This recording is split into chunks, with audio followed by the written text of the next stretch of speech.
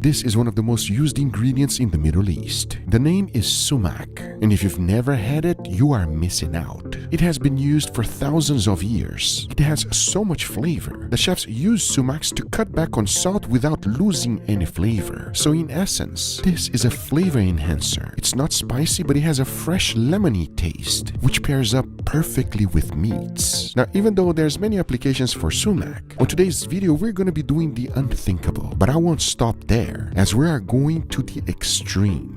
But to start out, let me show you what sumac looks like from its natural state. It's actually a berry, but as you can clearly see, there's an outer husk, and if you remove that, you can clearly see the berry. Now, to make sumac at home, it's pretty simple. Just throw it in a spice blender, blend everything on high, and you're left with this, sumac. But the thing is, you gotta make a lot of it. So I went ahead and did just that. Then I mixed it with a little bit of water because I need it to become a paste, and you'll understand why shortly. Because now we need the most important ingredient, the beef. This is a 7 bones prime grade export rib. Now it was already wet aged for 20 days. I got it straight from Riverbend Ranch, and I've been in love with their steaks ever since I got it. And as you can clearly see, I cut this thing in 3 pieces. And here's the reason why. The very first one will be our control. I'm basically going to be dry aging it with nothing. That way we're going to find out what the sumac is going to do to the steak. And here's how I did that. The key is to spread it all over the steak. There's one enemy whenever you're dry aging anything, and that would be gaps. If you do that, things will not age properly, and most importantly, it can actually spoil, which is the last thing we want. So ensuring that everything is fully covered is the key. As you can clearly see, once I was done with everything, we have the world's first sumac aged steak. The only thing left to do now is to put it on my dry ager, as we need to be patient and wait for 2 months. Now, as you know, sumac has a very distinctive taste. Lemon. It's citrusy. But have you ever seen this? Black limes. Now, they started as regular lime, but it's completely dried out, and it's used in the Middle East as a spice. So my goal for the other piece of steak that I have is to recreate all of the flavors that I believe sumac has. So we're starting off with this one. And if you cut them and you expect any juice, well, here's what you get inside. As next, I'm using this, tamarind, which is a lot more known by everyone. It has a sweet, sour, and tangy depth flavor, and when used in beef, it's perfect. To bring acidity, I'm going to be using lime zest. I love the taste, and we all know sumac is quite acidic, so I think this will do the trick. But one other complex flavor is this, saffron. It's also used very often in the Middle East, and I love it. Now here's how I'm going to put all of these ingredients together. We first start with a little bit of butter. Yeah, just a little bit. Now we're going to melt this down, as once everything has liquefied, I'll start first with the black limes. That goes right in. You want to stir it around so that we can infuse that flavor in the butter. As then I went in with some saffron. Not too much though. Saffron can be quite powerful. Next, I went in with the tamarind. I feel like this is a great combination because it will give sumac a run for its money. Now there's one thing we cannot do, and that would be to use this hot. If not, we'll be cooking the exterior of the meat. So I had to let it cool down. Then I went ahead and applied all over. And remember what I said previously? One of the biggest mistakes you can ever make is to make sure that you don't cover the whole thing. I made sure that would not happen. And let me tell you, friends, I have multiple experiments going at the same time. And sometimes I can lose track of my experiments. And if you've been watching this channel for a while, you know exactly what I'm talking about. Because to ensure that I don't forget what this is all about, I went ahead and put every single item here. That way there will be no mistakes. Because once it was done, I must say, this looks much different than anything else I've ever done before. As the only thing left to do is to put this in my dry ager and wait for 2 months. Once the time was up, I started with the sumac. Take a look at it. It seemed like this is a great way of preserving meat. Nothing has changed. The color is exactly the same, and to be completely honest, it smells wonderful. And as I digged in deeper and deeper, it was clear to me that the sumac did something. You can clearly see all of the pinkness has completely gone, and the more I removed, the better the smell was. It went from a citrusy smell to a freshly baked lavaged bread. If you've ever smelled lavaged bread, This is what it reminds me of. And like every dry age experiment, we must remove the outer crust. Believe me when I tell you, it will be way too overpowering to taste the crust. And 99% of the time, if you do, you won't like it. And as you can clearly see, as I'm removing more and more, we have a nice, beautiful pink steak. But you can now visualize how powerful the sumac is because it penetrated deeply in there. And that is a good thing because now that I was done, remember Guga's sumac? Oh yes, this is going to be interesting. Now, unlike the previous one, this one does not smell like bread. It smells just like the ingredients: black lime, lemon zest, saffron, and butter. So I'm not quite sure what's about to happen with this experiment. And unlike the previous one, this one preserved it even more. The sign of redness and pinkness is a good thing. That's what happened whenever you preserve anything with butter. And the only reason it's oxidized, it's because of the lemon. That will do this to the meat, and it's expected. Now, in all honesty, even though you had a little bit of pinkness, I wanted this to turn out good. So as I did with the previous steak, I went ahead and removed the outer crust. Funny enough, this did not have deep penetration. And when I was done carving the steak, it looked like nothing ever happened. Now remember, we also had a regular dry-aged one. This one is pretty simple and you went through the same process because once I was done, check it out. Here are all three steaks side by side. I cannot wait to see which one is going to taste better. And for that, I kept the seasoning real simple. Just salt and pepper and nothing else. Because now that we have this ready, there's another thing that I love about the Middle East, and that would be sumac chicken. And if you've never had it, friends, you are missing out because it's easy to make and it will probably be one of the greatest chicken you ever had in your life. Let me show you. Get yourself some chicken. I recommend dark meat. Now throw that in a bowl, followed by salt, garlic, cinnamon, cardamom, a generous amount of sumac, some baharat seasoning, and olive oil. Now mix that up real good and make sure every single one of these chickens are fully covered with it. Now place it down on a cast iron skillet and stick that in the oven at 350 degrees Fahrenheit. Now if you want something to pair along with it, check it out. On a separate pan, throw in some olive oil,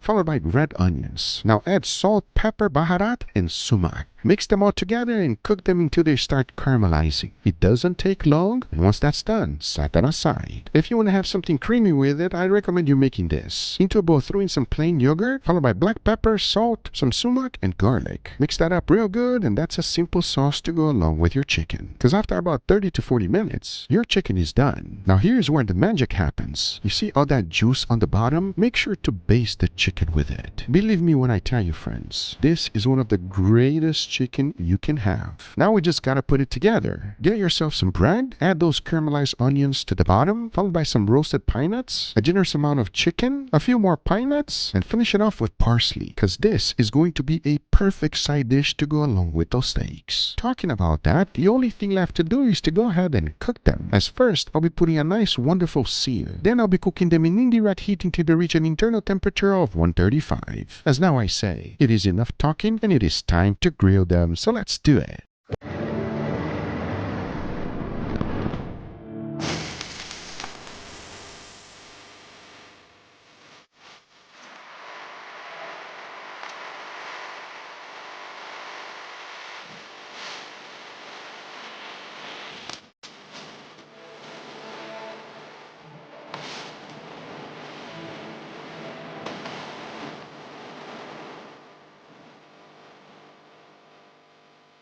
Before moving forward, I want to thank today's sponsor, Mint Mobile. You guys know me, I buy meat in bulk. Why? Because buying smart beats overpaying every single time. And Mint Mobile basically said, what if we did that, but for wireless? Instead of walking into a store, dealing with salespeople, and paying premium prices for the same service, Mint does everything online. No stores, no pressure, just pick your plan, activating minutes, and you're done. I switched from home in sweatpants. That alone deserves respect. Mint's unlimited plans give you premium wireless on the nation's largest 5G network, covering 98% of Americans with unlimited talk and text, hotspot included, and free calling to Mexico, Canada, and the UK. That's premium wireless without the premium price tag. And here's the part I love: bulk savings. You can buy 3, 6, or 12 months up front, and the longer you commit, the more you save. Same logic as buying a full rebuy instead of paying fillet prices every week. Worried about switching? Don't be. You can keep your phone, keep your number, and activate your eSIM in minutes. Mint even has a 7-day money-back guarantee. And for a limited time, you can get 50% off an unlimited premium wireless plan from Mint. Lock in Mint's lowest price of the year and pay just just $15 a month for a 3, 6, or 12 months plan. Thanks Mint Mobile for sponsoring this video. Now let's get right back to it. All right, everybody, and here we got our beautiful feast today, gentlemen. Steak and chicken, okay. That's right. The side dish is more protein. With that being said, I do have an experiment going on here. I want your true, honest opinion because this is one of my favorite spices to eat. With that being said, I have really high hopes for this experiment. Be honest with me. Let's go. Cheers. Cheers.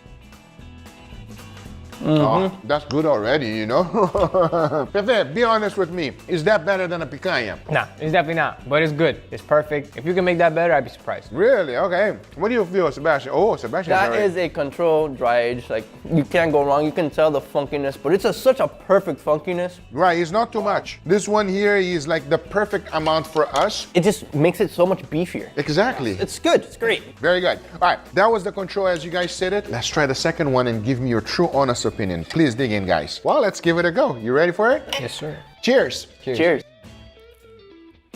Okay. Oh, wow. Wow. It gets better when you chew. Yes, every time you're taking more bites, there's an extra something in there that it's a lovely flavor, everybody. It's a wonderful flavor. Wow, that's so good. What do you think? It feels a little like lemony, maybe like a little bit of acidity. Yes, a little acidic. A little yes. tart. A little something that goes extremely well with steaks. Some experiments don't pair up perfectly, but this is one of them that it was meant to be. Pefezinho, what do you think? The flavor that's coming out of this crust is amazing. I feel like that's where most of the flavor is. The actual steak inside feels great, but the crust is the main difference here. It's also a little bit more crunchier. There's more of like a crackle to it. It's a really nice bite. It's a really nice piece of steak. I like it a lot. Do you think it's better than a control? Yeah. 1,000,000%, everybody. If you ever wanted to try an incredible dry aged steak and you're normally afraid of the funk, do this one. Yeah, especially with that acidity that Sebastian was talking about. It pairs up really well. Exactly. Before we try the last one, which I'm extremely excited about and has a lot of weird things going on. Doesn't look that pretty either. Damn. From Pepe. this angle. Why not? Let's talk about the chicken. What do you mean? I wasn't gonna talk about the chicken, but let's try the chicken. Let's try the Can chicken. we just grab like a whole? Go for it, Sebastian. Okay. Little bit of everything, little bit of onions, little bit of the bread. Well, I want to know how it tastes. Let me know. Me Cheers. too. Cheers. Wow, okay. That is a burst of flavor. If you ever had chicken and your chicken is boring, make this, everybody. Was this easy to make? I'm sorry. Yes, it's not that hard. It's just a packed of flavor. What do you, Fefezinho, is okay? Are you okay? It's great. It's amazing. I'm trying Fefe's to. in awe. It's more like I'm trying to dissect this. What's happening here? I've never had something taste like butter chicken without it having like the curry. It tastes like butter chicken to For you? me, it tastes like butter chicken. It tastes Really? like it has that sort of like curry-esque flavor without the actual curry that I know. I understand. Before I say anything, what do you think? Bro, this is incredible. Just the chicken alone is so juicy and tender. It is very Wow. flavorful. Yes. And that flavor that you're feeling there on the crust specifically, that's a specific spice. Okay, incredible side dish, easy to make, delicious. It will please everyone. But we got one more steak to try, gentlemen. Well, let's dig in. Cheers. Cheers.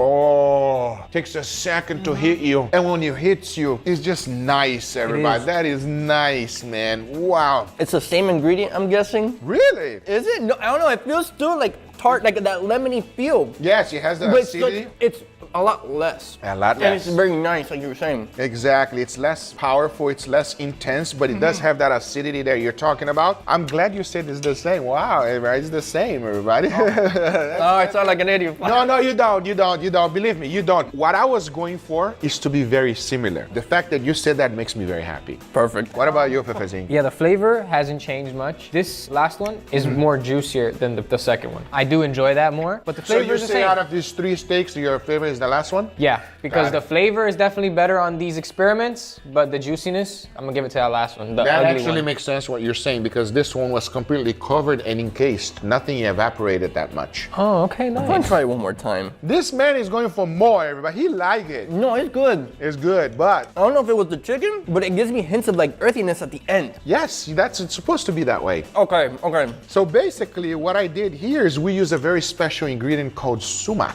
which has a hint hints of lemony flavor. That's why you're feeling that acidity. And this one I did the Google style. Was You that have to style? watch the video. Okay. Yeah. So make sure if you never tried this spice, is one I highly recommend. It is absolutely delicious, everybody, and something you definitely should try. I hope you guys enjoyed this video. If you did, hit that thumbs up. If you're not a subscriber, be sure to subscribe. And we'll see you guys on the next one. Take care, everybody. Bye-bye.